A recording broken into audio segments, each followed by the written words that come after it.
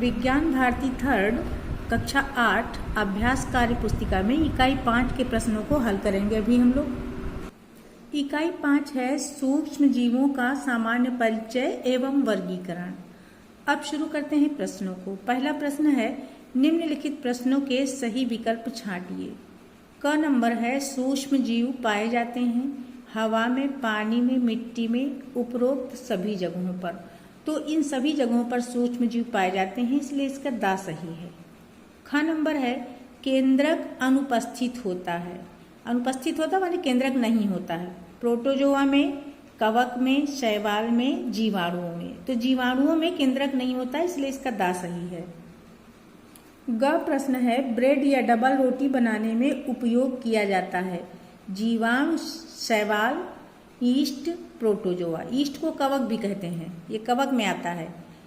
East का प्रयोग किया जाता है डबल रोटी बनाने में, इसलिए साइज का सही है। घ है स्पाइरुलिना नामक साइनोबैक्टीरिया प्रमुख स्रोत है।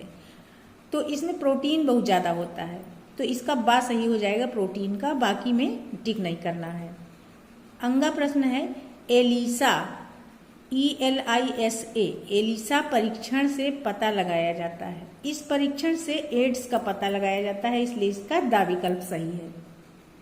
प्रश्न 2 है रिक्त स्थानों की पूर्ति कीजिए। विषाणु यहाँ पे खाली जगह तथा फिर खाली जगह के बने होते हैं, तो विषाणु न्यूक्लिक अम्ल तथा प्रोटीन के बने होते हैं। ख है सूक्ष्म जीवों को देखने के लिए सूक्ष्मदर्शी की आवश्यकता होती है, यहाँ सूक्ष्मदर्शी भर देंगे। ग नंबर है भेड़ों में एंथ्रैक्स रोग का कारण एंथ्रैक्स जीवाणु है, तो यहाँ पे एंथ्रैक्स जीवाणु लिखा जाएगा। घ नंबर है विश्व एड्स दिवस को मनाया जाता है, तो 1 दिसंबर, यहाँ पे 1 दिसंबर लिखेंगे। एड्स रोग HIV नामक विषाणु से होता है। HIV का पूरा नाम हम चाहें तो लिख सकते हैं छोटा छोटा, ह्यूमन इम्यूनोडिफिशियंसी वायरस। प्रश्न 3 में सूची अ को सूची ब से मिलान करना है। तो क नंबर पे है हेटेरोसिस्ट, ये संबंधित है नाइट्रोजन स्थिरीकरण से, तो इसको मिला दिया इससे। एंड अमीबा, ये 35 फैलाने वाला अमीबा है, इसको यहाँ से मिला दिया। ग नंबर है प्लाज्मोडियम। प्लाज्मोडियम क्या करता है, मलेरिया को फैलाता है, ये भी अमीबा ही है। और पेनिसिलिन क्या है, प्रतिजैविक दवा है, तो इसको यहाँ से मिलाया। लैक्टोबैसिलस दही जमाने वाला एक जीवाणु है। प्रश्न 4 है एड्स फैलाने के कारण तथा बचने के उपायों को बॉक्स में लिखिए। तो एड्स फैलने के कारण पहला है संक्रमित सुई को साझा करना, दूसरा है संक्रमित रक्त स्वस्थ व्यक्ति में चढ़ने से, और थर्ड है संक्रमित गर्भवती माँ से बच्चे तक, चौथा है असुरक्षित यौन संबंध। यहाँ पर इतनी ही जगह है और उसी के हिसाब से हमें लिख देना है। अब एड्स से बचने के उपायों को भी हम ऐसे छोटा छोटा करके लिख देंगे। तो एड्स के बचने के उपायों में पहला है साफ व नई सुई का प्रयोग किया जाए, दूसरा है रक्त चढ़वाने से पूर्व उसकी भलीभांति जांच कर ली जाए, तीसरा है संक्रमित महिलाएं गर्भधारण से बचें, और 4 नंबर है सुरक्षित यौन संबंध। प्रश्न 5 है निम्नलिखित रोगों को उनके फैलने के माध्यम के अनुसार छांटकर निर्धारित स्थान पर लिखिए।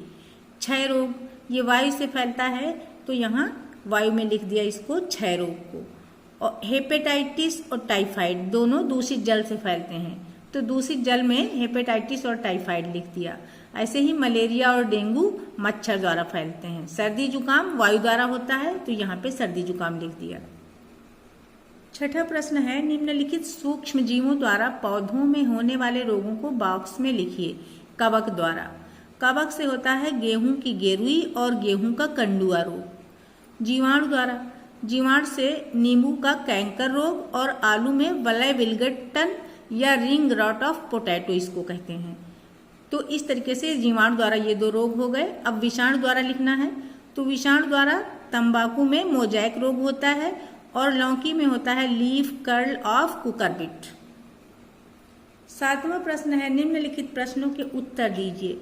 फैब्रिक तथा चमड़े के सामान को सूक्ष्म जीवों से बचाने के उपाय लिखिए। तो फैब्रिक तथा चमड़े के सामान को सूक्ष्म जीवों से बचाने के लिए इनका उचित संग्रह करना चाहिए, समय समय पर धूप दिखाकर तथा चमड़े पर टैनिंग करने से सूक्ष्म जीव नष्ट हो जाते हैं। प्रश्न ख है, वर्षा के दिनों में इमारती लकड़ियां सड़ने लगती हैं, ऐसा क्यों होता है, कारण लिखिए। तो इमारती लकड़ी में जब ठीक से पेंट नहीं होता है तब वह अधिक नमी अवशोषित कर लेती है और नमी युक्त लकड़ी में सूक्ष्म जीव उत्पन्न होकर उसे सड़ाने लगते हैं। प्रश्न ग है, एक व्यक्ति का पैर हाथी के पैर के समान मोटा दिखाई पड़ रहा है, इस रोग का नाम तथा रोग वाहक बताइए। तो फाइलेरिया रोग में किसी व्यक्ति का पैर हाथी के पैर के समान मोटा हो जाता है, इस रोग का वाहक क्यूलेक्स मच्छर है। प्रश्न घ है, एक किसान अपने धान के खेत की उर्वरता को बढ़ाने के लिए उसमें जैव उर्वरक का प्रयोग करना चाहता है, उसे कौन कौन साइनोबैक्टीरिया अपने खेत में डालना चाहिए। खेत की उर्वरता को बढ़ाने के लिए किसान को नॉस्टॉक, एनाबीना, साइटोनिमा, ऑसिलेटोरिया जैसे साइनोबैक्टीरिया को खेतों में डालना चाहिए। प्रश्न अंगा है, मृत पौधों एवं जंतुओं का शरीर अपघटित होकर सरल अवयवों में बदल जाता है, जिससे खनिज पदार्थों का पुनः चक्रण होता है।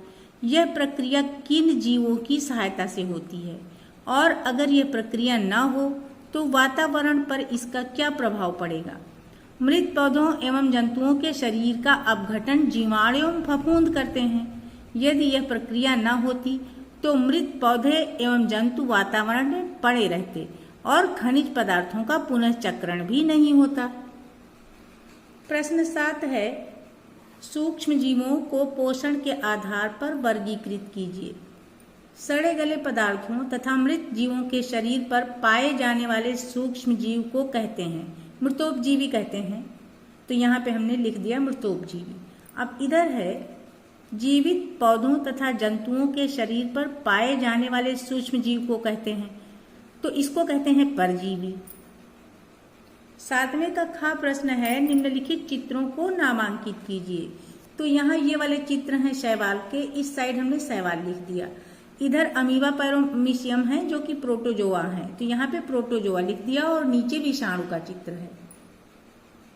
8वां प्रश्न है, दी गई तालिका में विभिन्न उम्र में लगने वाले वैक्सीन को दी गई उम्र के सामने लिखकर तालिका पूर्ण कीजिए। जन्म के समय वैक्सीन होती है BCG, OPV और हेमबी। 6 सप्ताह पर OPV फर्स्ट और प्लस पेंटावैलेंट फर्स्ट। 10 सप्ताह पे OPV की सेकेंड डोज प्लस पेंटावैलेंट की सेकेंड डोज। अब है 14 सप्ताह। 14 सप्ताह पे OPV की थर्ड प्लस पेंटावैलेंट की थर्ड और IPV की डोज। अब 9 माह पे मिजिल्स का विटामिन A और JE तीनों की पहली खुराक होगी। फिर 16 से 24 माह पर DPT का बूस्टर, OPV बूस्टर और मिजिल्स व JE की भी दूसरी खुराक। अब 5 से 6 वर्ष पर, तो 5 से 6 वर्ष पर DPT बूस्टर 2 डोज। 10 वर्ष पे TT और 16 वर्ष पे फिर TT। प्रश्न 9 है, नीचे दी गई तालिका को पूर्ण कीजिए। इधर दी हैं प्रतिजैविक दवाओं के नाम, फिर सूक्ष्म जीव जिनसे तैयार की जाती है और यहाँ इसका उपयोग। पहली दवा है पेनिसिलिन, ये बनती है फफूंद से। उपयोग है रोगाणुओं को नष्ट करने में। स्ट्रेप्टोमाइसिन बनती है जीवाणु से और उपयोग इसका भी वही है, रोगाणुओं को नष्ट करने में डॉक्टर अपने हिसाब से देता है। ऐसे ही क्लोरेलिन है, ये शैवाल से बनती है और ये भी रोगाणुओं को नष्ट करने में प्रयोग की जाती है। लास्ट प्रश्न है, नीचे दिए गए पौधों में होने वाले रोग किस सूक्ष्म जीव द्वारा होते हैं, बॉक्स में लिखिए। तो नींबू का पौधा, इसमें कैंकर रोग होता है जीवाणु द्वारा और गेहूं की गेरुई होती है कवक द्वारा। आलू में वलय रोग होता है जीवाणु द्वारा और तंबाकू का मोजैक रोग विषाणु द्वारा और लीफ कर्ल ऑफ कुकुरबिट ये भी विषाणु द्वारा होता है।